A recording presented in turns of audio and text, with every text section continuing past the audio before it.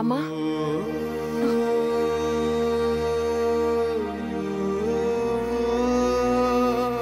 ఏమైందమ్మా?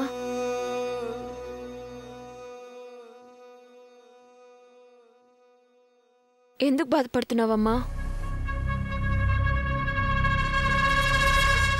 ఏం జరిగిందమ్మా?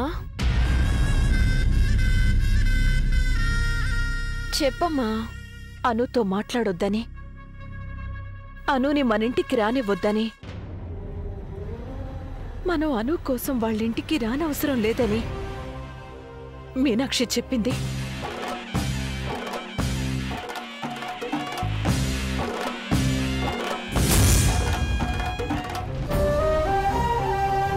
అనుకి దూరం కావాలని, వాళ్ళకి మనకి ఎలాంటి సంబంధాలు ఉండకూడదని చాలా సీరియస్గా చెప్పింది.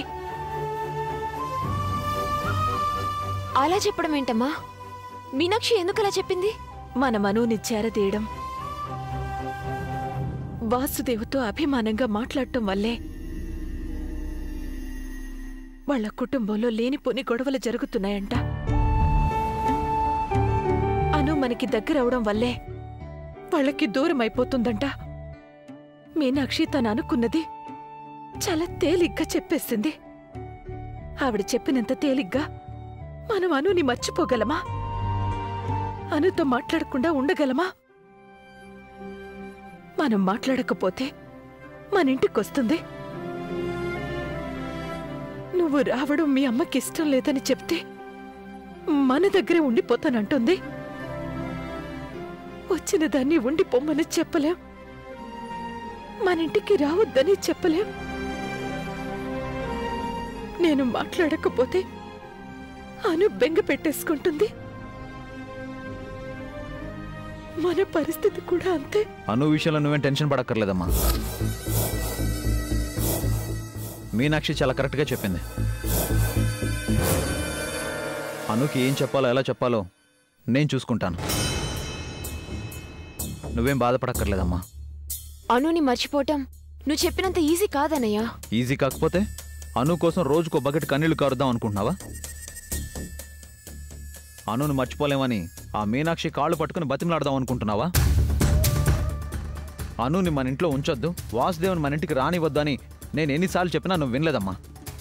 నువ్వే నా మాట వినుంటే ఇప్పుడు మీనాక్షి చేత చెప్పించుకునే అవసరం నీకు వచ్చుండేది కాదు. ఒకే ఒక్క కంటి చూపుతో 100 మందిని చేతులు కట్టుకునేలా చేసే అధికారం నీకుందమ్మా. ఒకే ఒక్క మాటతో 1000 మంది నోళ్లు మూయించగల తెలివి నీకుంది.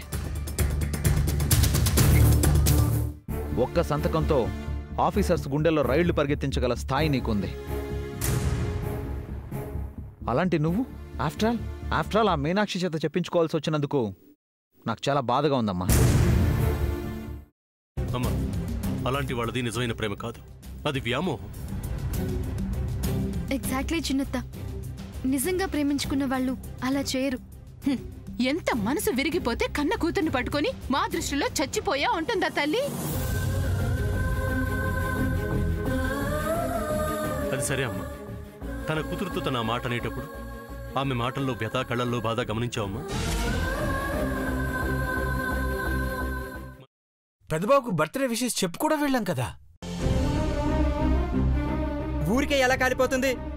మంట పెడితేనో పడితేనో తగలబడుతుంది.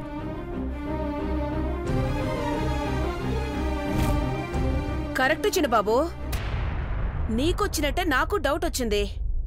పార్వతే షర్టును తగలబెట్టిందనుకుంటా.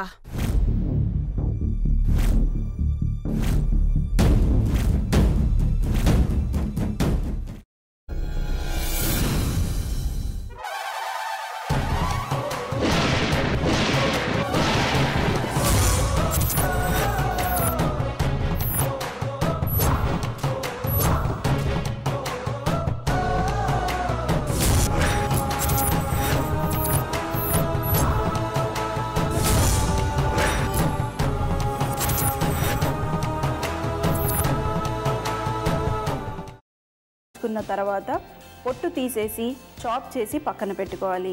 ఒక ప్యాన్లో కొద్దిగా నూనె వేడి చేసి అందులో ఆవాలు, మినప్పప్పు, శనగపప్పు, కరివేపాకు, సన్నగా తరిగి పెట్టుకున్న ఉల్లిపాయలు వేసుకుని 1 నిమిషం పాటు వేయించుకోవాలి. ఆ తర్వాత కాల్చి కట్ చేసి పెట్టుకున్న వంకాయని కూడా అందులో వేసుకుని బాగా మిక్స్ చేసి బౌల్లోకి ట్రాన్స్ఫర్ చేసుకుని అందులో తగినంత చిక్కటి పెరుగు లేదా పల్చటి పెరుగు వేసుకుని మిక్స్ చేసి అన్నంతో కానివ్వండి, చపాతీతో కానివ్వండి సర్వ్ చేసినా చాలా బాగుంటుంది.